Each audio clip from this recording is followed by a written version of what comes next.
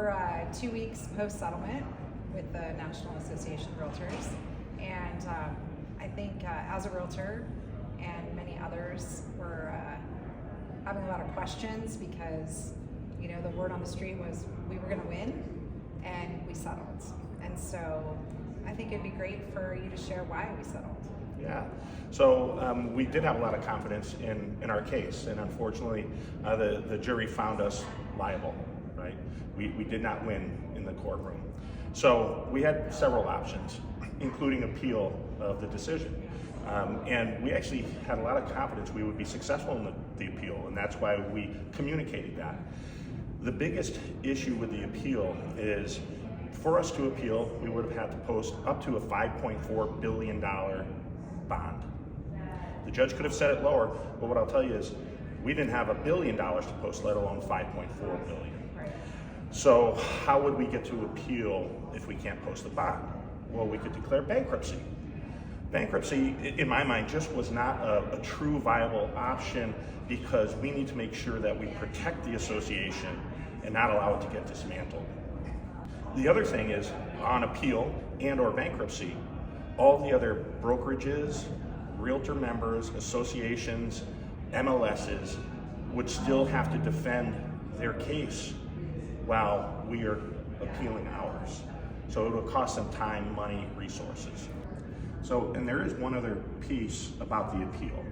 If we did appeal and we prevailed at the higher court, we would have been remanded back to the lower court, and we would have had to have another jury trial.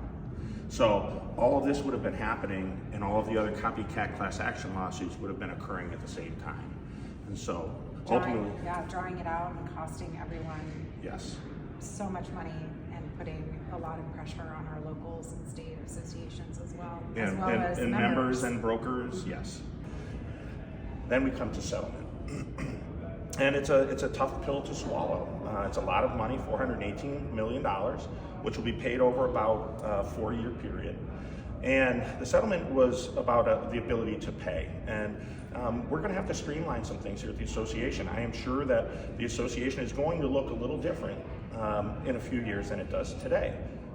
But we can make the best out of that situation. What efficiencies can we bring in? And ultimately, with the settlement, we were able to protect well over 1 million realtor members.